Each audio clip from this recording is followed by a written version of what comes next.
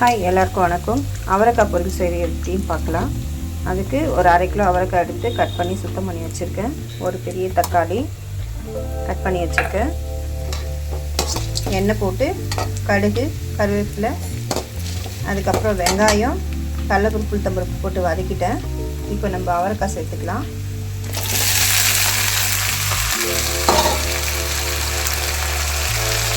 அவரைக்காய் சேர்த்து நல்லா வதங்கிட்டு வந்துட்டு கொஞ்சம் மஞ்சள் பொடி, தேவையான உப்பு,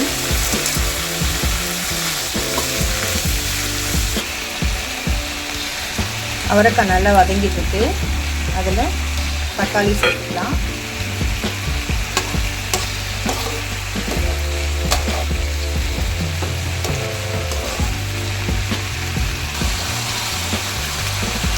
சாம்பார் பொடி 1 ஸ்பூன் அளவுக்கு சேர்த்துக்கலாம்.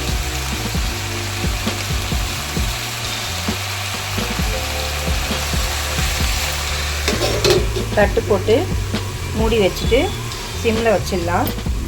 காய் ஒரு 5 நிமிஷம் கழித்து பார்க்கலாம், வெந்துடும். 5 நிமிஷம் ஆயிடுச்சு. காய் இப்போ வெந்திருக்கான்னு பார்க்கலாம்.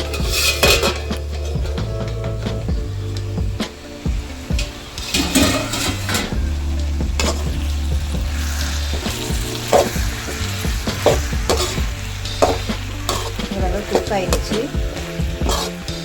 மசாலாலாம் நல்லா கிளறி விட்டுட்டு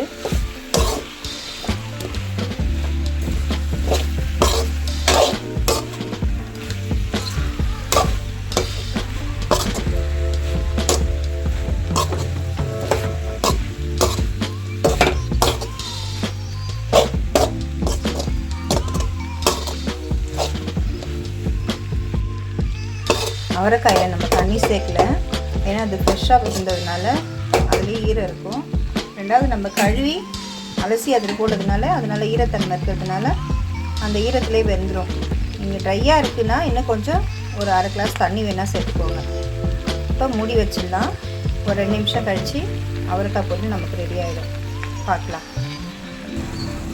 காய் வெந்துடுச்சான்னு பார்க்கலாம். இப்போ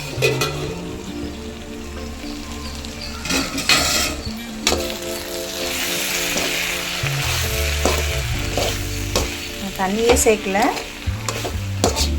காய் கட் பண்ணுறப்ப தண்ணியில் அலசி எடுத்த மாதிரி தான்.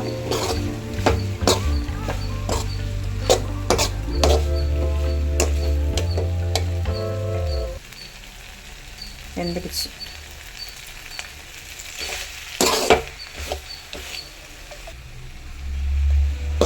எந்த காயும் ரொம்ப நேரம் வேக வைக்காதீங்க. ஓரளவுக்கு முக்கால்வாசி வெந்ததுனாவே போதும். ரொம்ப நேரம் வேக வச்சோம்னா அதில் இருக்க சத்தெல்லாம் போயிடும். நமக்கு மசிகிற அளவுக்கு இருந்தால் போதும். காய் இப்போ ரெடி ஆகிடுச்சு. அவரைக்காய் பொரியல் ரெடி.